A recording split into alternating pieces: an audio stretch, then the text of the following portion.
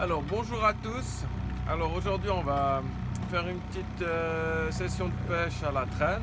On va essayer de pêcher la truite. Bon, l'eau elle a 19 degrés donc ça vient un peu la d'air qui sonne pour pêcher de la truite en surface pour cette année. Les lignes de surface font 40 mètres. J'ai 30 mètres en corps de ligne 60 centièmes. Fini par 10 mètres de bas de ligne en fluorocarbone 40 centièmes. J'aime bien mettre du fluorocarbone car si un brochet attaque le leurre, il y a moins de chances qu'il le coupe. Bon, si on n'a pas de bol, il le coupe quand même, mais en général, ça tient. Sûrement qu'aujourd'hui, on va toucher du brochet parce que apparemment ils sont là, il y en a pas mal. Alors, tous les 7 mètres, j'ai une marque au stabilo noir sur ma cordelette. Comme ça, je sais exactement quelle distance j'ai entre chaque ligne. Combien il y a de techniques de pêche? De techniques de pêche à la traîne ou en général? En général. En général, il y en a beaucoup trop.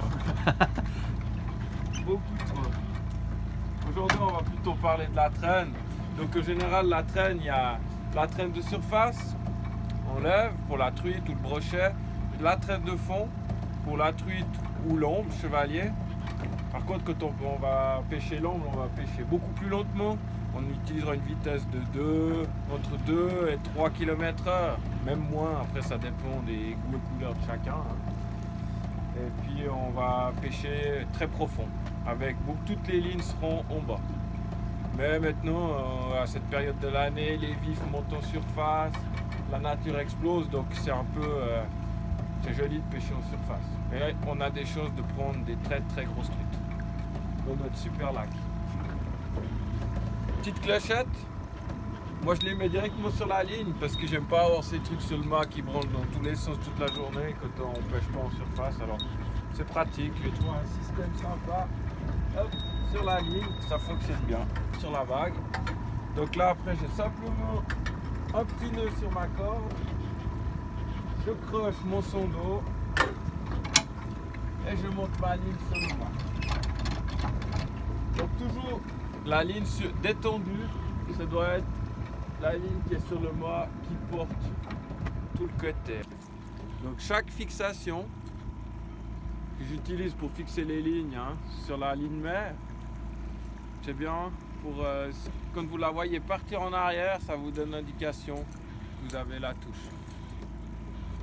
Alors on est tout le temps en train d'observer ces lignes, mais des fois on ne voit pas toujours toutes les touches.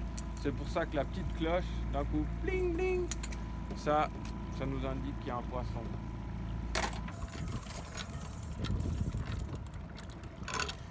Pas trop près les cuillères, c'est secret les cuillères. Elles sont toutes en vente à la quincaillerie. D'ailleurs, qu'est-ce qu'on peut trouver à la quincaillerie comme matos de pêche? Tout ce qu'il faut. Tout ce qu'il faut pour la pêche à la traîne, la pêche en rivière, lac de montagne, la ferrare, on a tout. Et puis si on n'a pas, on peut commander. On est au top. On essaye du moins. Ah! Ça y est, on a aussi quelque chose là, regarde. Putain, c'est la pointe ici. Ça, je pense que c'est une truite.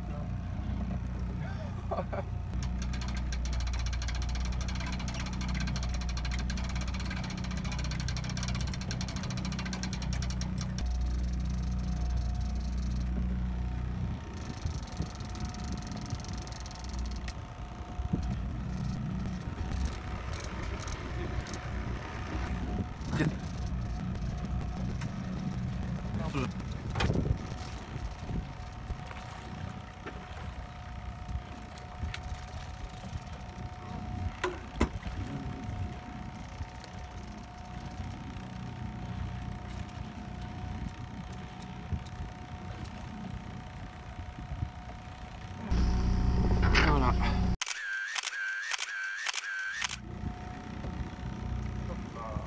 Un petit ton.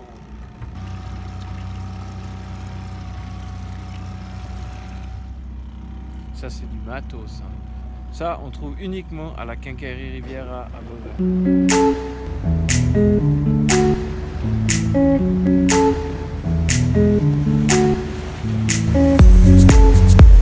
Salut.